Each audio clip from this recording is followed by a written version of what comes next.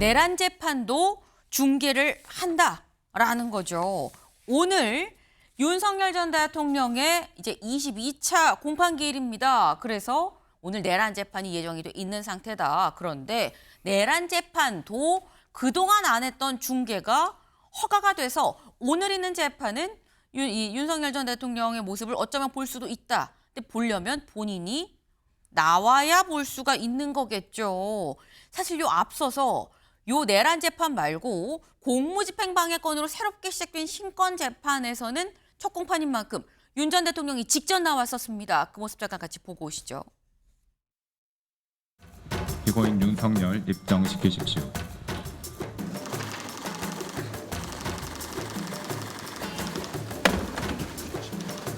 피고인 성명이 어떻게 되시죠?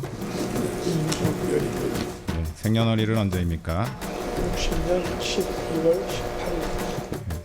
국민들께 공개되는 첫 재판인 만큼 공소 사실의 내용과 취지를 좀 더 소상히 설명드릴 필요가 있습니다. 특검의 기소는 법적 근거에 기초하였다기보다는 정치적 목적이 개입된 기획 기소로 평가될 수 있다. 또한 영장에 이견이 있더라도 어떤 법적 절차로 다퉈야지 물리적으로 막고 집행 공무원을 폭행하면 갑자기 문을 부수고 쳐들어왔는데 어느 누가 거기서 방어를 안 하겠습니까? 그렇게 말하는 검사님의 집에도 쳐들어가도 되겠습니까? 부속실장인 자네가 이걸 왜 하느냐라고 제가 좀 나무랐는데 일단 그냥 갖고만 있겠다 했기 때문에 저는 한덕수 총리가 그렇게 얘기를 하면 저한테는 물어보지 않아도 당연히 동의할 거라고. 네, 지금 보신 모습은 얼마 전에 있었던 내란 재판이 아닌 다른 신권 재판, 공무집행방해 건으로 재판을 받았던 그때의 윤석열 전 대통령의 모습입니다. 상당히 10kg 이상 살이 빠졌다라고 변호인 측에서 얘기를 하고 있죠. 좀 약간 좀 수척한 살이 좀 빠진 이런 모습으로 지금 보였었는데, 근데 이 내란 재판은 사실 지금 나와 있죠. 22차 공판기일입니다. 공판 준비기일을 제외하고라도 지금 벌써 한 13번째 사실 윤석열 전 대통령이 나왔어야 되는데, 근데 임주혜 변호사님 지금 계속 안 나오고 있는 상태인 거거든요. 근데 앞서 사실 저희가 그런 얘기를 했었어요. 보석을 신청을 했기 때문에 요때까지는 좀 나오지 않겠어라는 얘기도 있었는데 계속 안 나오고 있습니다. 그렇죠. 우리가 앞서 살펴봤던 어떤 처우가 좋지 못하다, 인권이 탄압받고 있다는 것도 사실상 보석을 염두에 둔 주장들입니다. 그만큼 건강상의 문제가 발생했고 내가 지금 탄압을 받고 있으니까 방어권 행사 차원에서 보석해달라. 네. 결국 모든 것이 보석 심리의 결과에 지금 귀추가 주목되고 있는데요. 윤석열 전 대통령이 보석 신문에서 했던 그 주장했던 내용을 보자면 구속 상태에서는 수사와 재판을 이어가기가 너무나 힘들다. 네. 왜냐하면 이 서바이브 자체, 생존 자체가 힘들기 때문이다라고 주장을 했습니다. 그런데 보석이 인정이 되려면요. 네. 내가 앞으로도 성실히 수사와 재판을 이어가겠다라는 부분이 담보가 돼야지 보석이 인정이 될 수 있는 겁니다. 네. 그러니까 윤석열 전 대통령 입장에서도 지금 이러지도 저러지도 못하는 것이 구속 상태에서 재판에 나가기가 어렵다고 주장을 했으니 그 논리를 이어가려면 오늘 역시도 재판에 나오면 안 됩니다. 네. 그런데 네. 또다시 역으로 생각해 보면 보석이 되려면요. 내가 이렇게 성실하게 수사와 재판을 받고 있으니까 불구속 상태에서도 수사와 재판을 이어갈 수 있습니다라는 부분이 확인이 되어야 되니 네. 안 나가자면은 또 보석 심리에서 불이익한 판단을 받을 수 있고 나가자면은 구속 상태에서는 재판을 이어가기 어렵다는 또 본인의 주장과는 일부 반대되는 행동이니 좀 네. 이러지도 못하는 상황이고 현재로서는 사실 출석 가능성이 매우 낮지 않나 생각이 됩니다. 네. 지금 약간 딜레마에 빠진 상황이다. 나갈 수도 없고 안 나갈 수도 없고 애매한 상황이다라는 건데, 사실 이 보석을 신청한 게 언제냐? 저희 캘린더 같이 볼까요?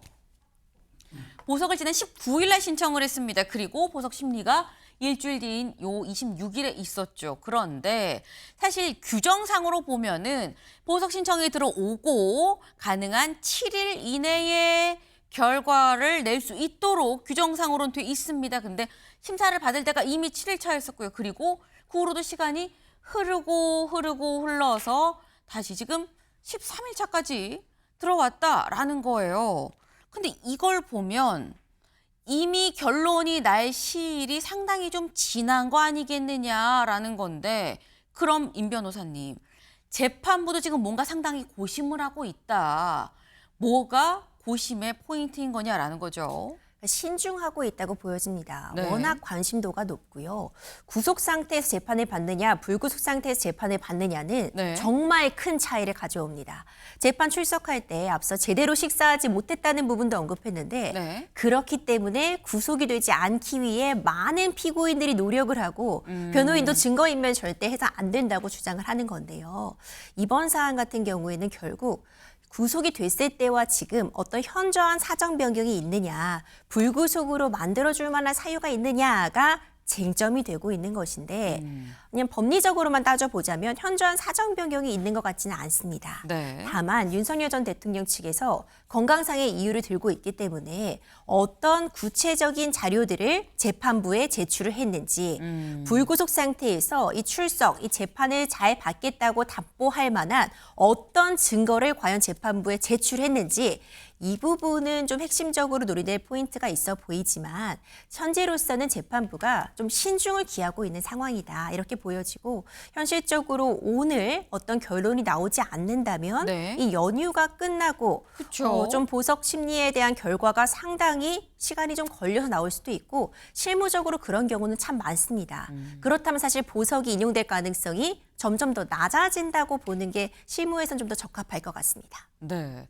지금 현재 재판부가 굉장히 신중에 신중을 기하고 있고 오늘까지 그리고 내일부터는 이제 연휴가 추석 연휴가 시작이 되죠. 오늘 만약에 보석 신청에 대한 결과가 나오지 않는다고 한다면 추석 연휴가 다 지나고 이번에 뭐 최장 열흘 연휴다라고 얘기를 하는데 이 연휴가 다 지나고 거의 한 달 가까이 지금 지난다고 한다면 시간이 가면 갈수록 보석이 받아들여질 가능성은 더더욱 떨어진다고밖에 볼 수가 없다라는 그런 말씀이셨어요. 네. 근데 사실 오늘 재판에서 이건 지금 보석 상관인 건데 보석 여부는 사실 지금 내란 재판부가 하는 게 아니에요. 내란 재판부는 지귀현 부장판사가 맡고 있는 게 지금 내란 재판입니다. 이 내란 재판에 오늘 있을 내란 재판의 관전 포인트는 바로 지귀현 부장판사 자체다라는 얘기도 나와요. 왜? 어제 저희가 이런 기사를 소개했었죠. 석 달 새 두 차례 지귀현 수상한 휴대폰 교체다. 휴대폰을 2월에도 바꾸고 5월에 또 바꾸고 왜 두 번이나 바꾸는 겁니까? 라는 의혹이 제기가 됐었습니다. 근데 여기에 대해서 오늘 재판에서 신상 발언을 얘기를 할 거냐라는 건데 사실 이미 앞서서도 이 의혹 말고 다른 룸살롱 접대 의혹이 나왔던 적이 있었죠. 지난 5월입니다. 그때 본인이 자처해서 재판이 시작하기 전에 이런 신상 발언을 했었어요. 의혹 제기 내용 사실이 아니고 그런 데 가서 접대받는 거 생각해 본 적도 없습니다. 삼겹살에 소맥 사주는 사람도 없어요. 라고 본인이 직접 해명을 했었었는데 최인호 의원님, 오늘 있을 재판에서 석 달 새 두 번 바꾼 휴대전화 수상하다라는 요 의혹에 대해서 본인 직접 해명할까요? 어떻게 보십니까? 뭐 해명은 안 하겠죠. 본인이 뭐 불리한 내용을 가지고 네. 또 논란이 되는 내용을 내란 재판에서 본인의 신상 발언을 하진 않을 것 같고요. 다만 이제 석 달 새 두 번이나 휴대폰을 바꿨다. 특히 첫 번째 바꿀 때는 윤석열 대통령이 구속 취소 청구하는 날 낮에 오후 2, 3시경에 근무 중에 가서 휴대폰을 바꿨고 또 일부 또 바꾼 걸 바꿨다가 다시 이제 원래 휴대폰으로 6분 후에 또 돌렸다가 그 다음날 새벽 5시에 일어나서 또 바꿨다. 또 5월 달에도 또 바꿨다. 네. 그것도 이제 더 좋은 휴대폰으로 보통 바꾸지 않습니까? 신형으로. 근데 석 달 뒤 5월 달에는 샤오미라는 레드미 노트 1사는 훨씬 더 싸죠. 왜 싼 핸드폰으로 했을까? 비싼 핸드폰으로 샀다가 또 싼 핸드폰으로 했다. 이것도 좀 뭔가 의심스러운데 어쨌든 공수처의 수사를 지켜봐야 된다라는 법원의 감찰 결과와 전혀 다르게 압수수색 영장을 이런 이상한 휴대폰 교체, 증거인멸 아니냐 하는 의심으로 공수처가 지귀현 부장판사에 대해서 압수수색 영장을 신청을 했는데 기각을 당했어요. 네. 그 법원은 공수처의 수사를 지켜보자 했는데 정작 공수처가 압수수색 영장을 신청할 때는 또 법원에서 기각해버렸다. 이거는 전형적인 제식구 감사기 아니냐. 그런 측면에서 법원의 거의 무혐의성 감찰 결과도 이해하기 힘들고 그런 의미에서 본다면 공수처가 한 번 더 보강된 그 이유를 가지고 압수수색 영장을 반드시 발부받을 수 있도록 노력을 해야 되고 강도 높은 수사를 빨리 공수처가 시작해서 그 결과를 빨리 내놔야 된다. 저는 그렇게 생각합니다. 네, 김성태 의원님 지금 말씀은 대법원에서 공수처에서 수사하고 있지 않느냐라고 얘기를 하고 있지만 정작 공수처가 이 청구한 이 압수수색 영장은 또 기각을 법원이 하지 않았느냐. 이거 어떻게 진실을 밝힐 수 있는 거냐라고 또 말씀을 하셨거든요. 법원 입장에서는 사법부의 독립적인 차원에서 법원에서 판단한 내용이기 때문에 그 판단 자체를 가지고 건 바이 건으로 이렇게 뭐 평가를 하고 판단하는 것은 적절하지가 않죠. 그것도 사법부의 사법부의 독립의 영역이니까 그건 상권 분립 정신에서 기초한 거 아니겠습니까? 그렇기 때문에 그렇지만 이제 직영 부장 판사의 유용업소 접대 의혹에 대해서는 저 문제를 제기한 사람이 지금 현재 민주당 원내대표실의 정의찬 정무실장이에요. 이분은 또 한 다리 건너서 원래 제보한 사람 이야기를 가지고 지금 하는 건데 지금 법무부 감찰 과정에서 원래 직영 부장 판사랑 저는 룸사롱 술자리에 같이 있었다. 그래서 그 비용을 자기가 댔다. 그 사람이 법무부 감찰에서는 한 번 정도 그리고 2023년 이전에는 1년에 한 번 정도 보는 사이였다.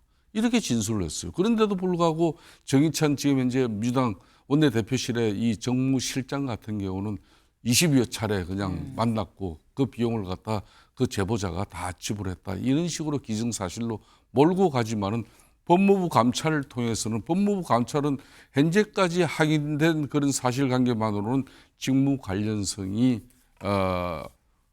인정하기 어렵다 그랬잖아요. 네. 결국은 이제 공수처가 이걸 지금 현재 수사를 개시하고 있으니까 공수처 그 수사 결과를 지켜보자 이런 거니까 민주당 입장에서는 앞으로 공수처가 이 부분에 대한 명백한 수사 결과를 가지고 그걸 참고로 해가지고 법원을 압박하더라도 해야지. 지금은 이 공수처가 수사 중인 상황을 가지고 자꾸 자신들이 요구하는 그 내용대로 수사 결과를 내놔라. 이렇게 또 공수처를 압박하는 행위, 정치적 행위 이상 이하도 아닌 거죠.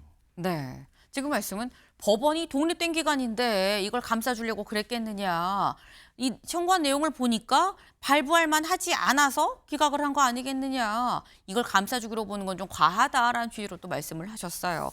일단 오늘 있을 내란 재판에서 또 중계가 된다고 하니까요. 물론 이게 뭐 이 관련한 개인 정보 때문에 블러를 치고 뭐 이런 좀 추후에 공개가 될 걸로 예상이 되긴 합니다만 일단 공개되는 자리에서 직영 부장판사가 또 관련해서 입장을 얘기할지 안 할지도 지켜볼 대목이 아닌가라는 생각을 좀 해봅니다.